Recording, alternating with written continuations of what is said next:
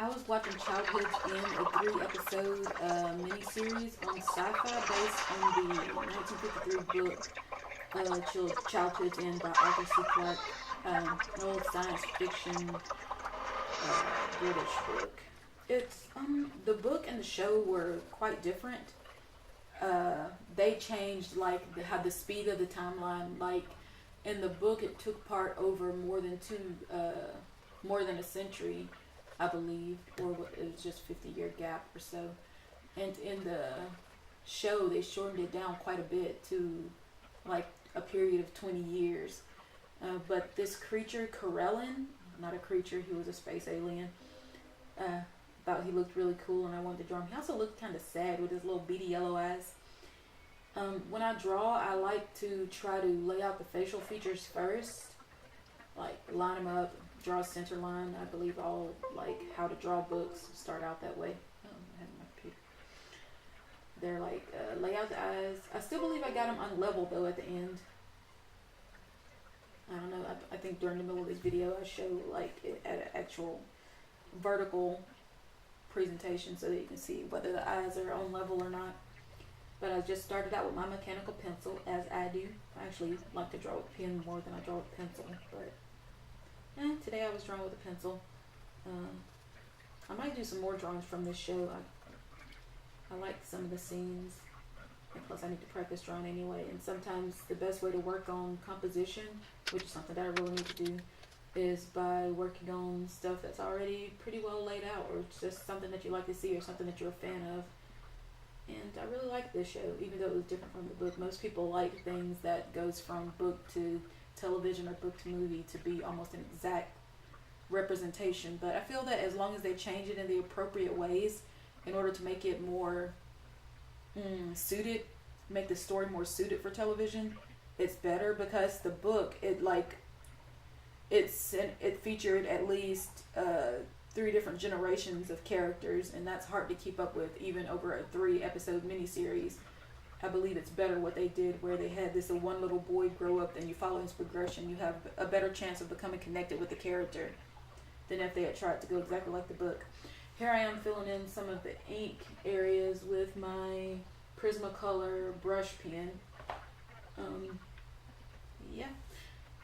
I actually was going to line it with ink first, but then I was like, I'm just going to put in the heaviest darks first, because that's just how I felt like doing it today.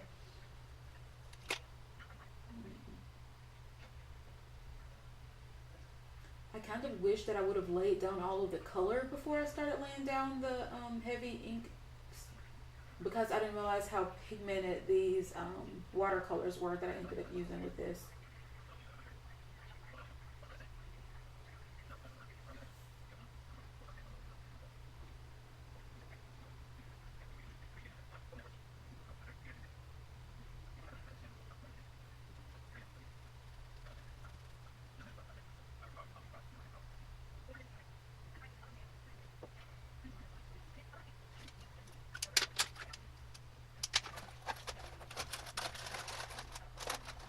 Once I finished laying in some of the heavier, larger areas of black, I went in and started using my fine Fiber Pastel. I don't know why I switched from Prismacolor to Fiber Pastel, but I did. I mean, they both work the same way. They both have water-resistant India ink.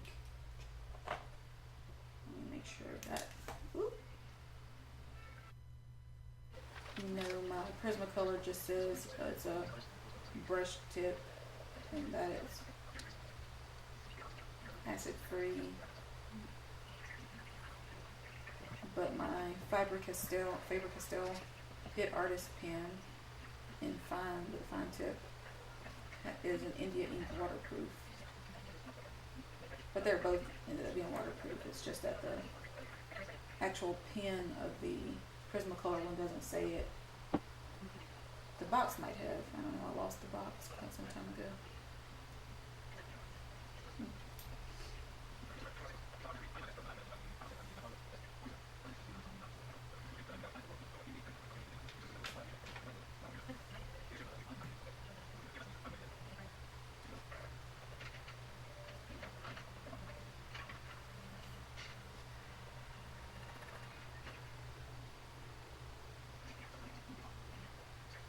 just use this fancy pen to lay in some shadow lines and to outline the entire character.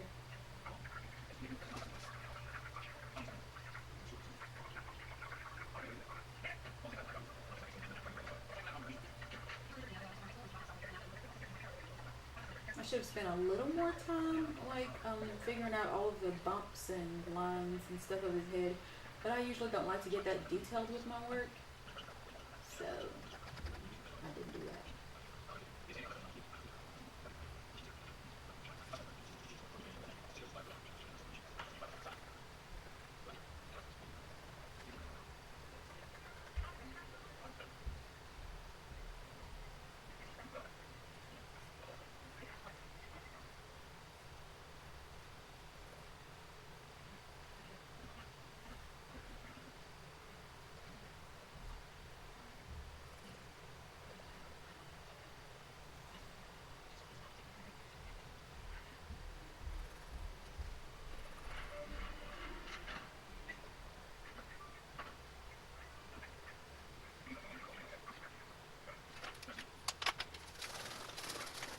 I'm just erasing simple marks at that point.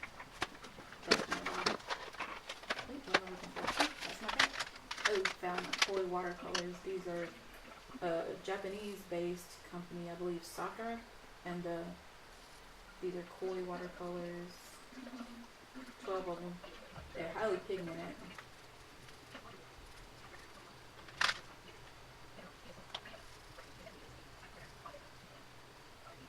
I believe you can almost get kind of a gouache effect if you use them in a thick enough application with less water.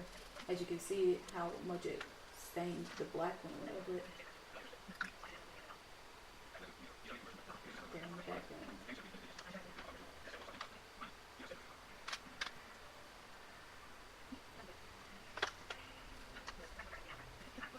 As you can see, I'm just laying my colors right down on the paper because I didn't feel like whipping out a palette.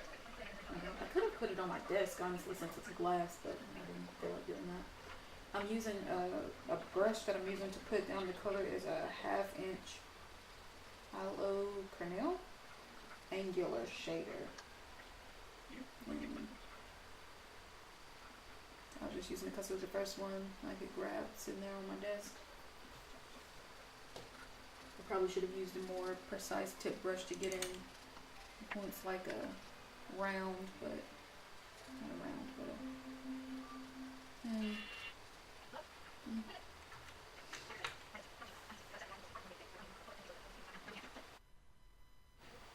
I just went with the primary color scheme to be simple here.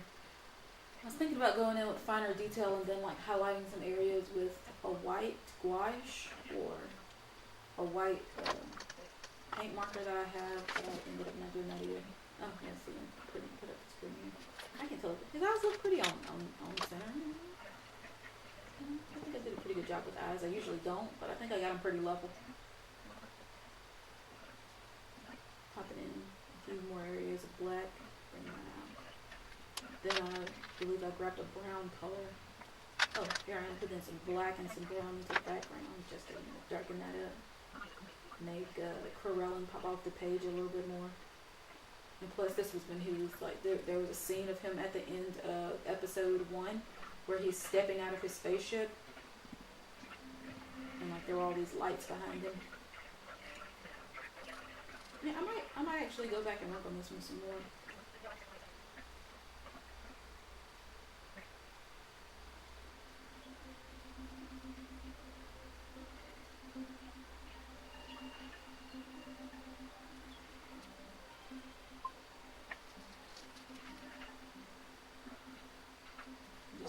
Some of the dark brown that's still mixed on the brush to put in a few more areas of darkness.